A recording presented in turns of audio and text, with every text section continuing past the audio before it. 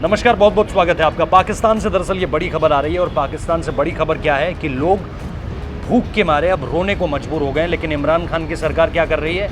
उन्हें तो सिर्फ आतंकियों को पनाह देने में अपना सारा का सारा वक्त बिताना है, अपने सारे के सारे पैसे जो हैं खर्च करने हैं वो आतंकियों को पनाह देने में बिताने हैं। और यही वजह है कि जो आम आवाम है पाकिस्तान की, जो सिंध का इलाका है, वहाँ पर लोग भूख के मारे रो रहे हैं। एक व्यक्ति की कहानी नहीं है, सिंध के अलग अलग हिस्सों में इसी तरह की तस्वीरें सामने निकल कर आ रही हैं। क्योंकि गेहूं और गेहूं से बनने वाला आटा, पहले गेहूं में महंगाई और उसके बाद आटे की जो पूरी की पूरी कीमत निकल कर सामने आ रही है वो ये कि एक रोटी की कीमत पाकिस्तान में इस वक्त पे 14 से 15 रुपए हो रखी है। और आटे की जो कीमत है वो रिकॉर्ड इतिहास में सबसे ज़्यादा पहुँच गई है। 14 रुपये की जब एक रोटी मिलेगी तो गरीब आदमी कहाँ से रोटी खाएगा? ये स्थिति पाकिस्तान सरकार को भी समझनी चाहिए, वहाँ के अलग अलग कार्यालयों को भी समझनी चाहिए। लेकिन नहीं, पाकिस्तान का ध्यान सिर्फ एक चीज़ में है कि कैसे भारत में आतंकी पहुँचाया जाए, कैसे भारत को बर्बाद किया जाए, कैसे भारत के खिलाफ षड्यंत्र रचा जाए। अपने देश में किस तरह से चीज़ों को बेहतर किया जा सकता है। 2 बार की जो है वो कैबिनेट मीटिंग कर चुके हैं इमरान खान, लेकिन लोगों को उससे राहत नहीं मिल रही है। मीटिंग करने का क्या फ़ायदा जब लोगों तक वो राहत नहीं पहुंच रही है? आप ऐलान बड़े बड़े कर देते हैं, लेकिन स्थिति क्या हो रखी है, सिंध में बन रखी है, वो उसके बारे में इमरान खान को कुछ नहीं पता है।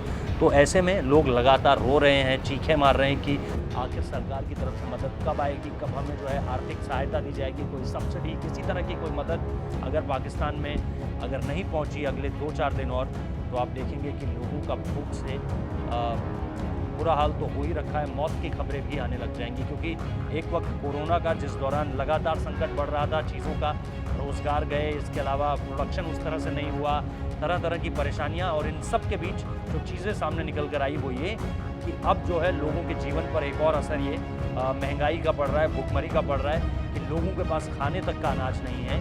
और गेहूं की जो कीमतें हैं वो लगातार उछाल मार रही हैं। और इसके साथ साथ जो हम रिपोर्ट्स देख पा रहे हैं वहाँ की, जो मैंने आपको बताया कि 75 रुपये किलो हो रखा है आटा और 15 रुपये की एक रोटी मिल रही है। आप स्थिति का अंदाज़ा लगा सकते हैं।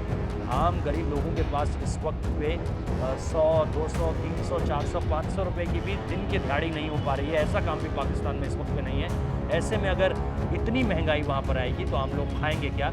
ये अपने आप में बड़ा सवाल है। लेकिन जैसा मैंने शुरुआत में ही कहा कि पाकिस्तान के वज़ीर आज़म को इन बातों से कोई मतलब नहीं है। उनका सिर्फ एक लक्ष्य है, भारत को किस तरह से परेशान किया जाए। और इसी की तरफ उनकी सेना भी सोचती है, ISI भी सोचती है, खुद इमरान खान सोचते हैं, उनके मंत्री भी यही सोचते हैं। उनको दिक्कत इस बात से है कि रफ़ाल की तैनाती अगले 1 साल में कहीं पाकिस्तान की तरफ रफ़ाल को ना छोड़ दिया जाए। उनके स्टेटमेंट्स जो आते हैं, उनके जो आर्मी के जो जनरल हैं वो निश्चित तौर पर जाते हैं तो स्कार्दू पहुंचते हैं। वो सिंध नहीं जाते हैं, वो स्कार्दू जाते हैं ये देखने के लिए कि भारत ने रफ़ाल को लेकर कुछ बात कही है तो स्कार्दू से कहीं कुछ दिक्कत तो नहीं हो जाएगी। चीन अगर कोई स्टेटमेंट दे रहा है तो वो अपने जाके F-16 देखने लगते हैं। वो कभी सिंध नहीं जाते हैं। भुखमरी से जो लोग मर रहे हैं आखिर उनका क्या होगा? आप लोग इस वीडियो के बारे में क्या सोचते हैं ज़रूर बताएं। फिलहाल इस वीडियो में इतना ही। लाइक कीजिए, कमेंट कीजिए, शेयर कीजिए, हमारे चैनल को सब्सक्राइब करना मत भूलिए।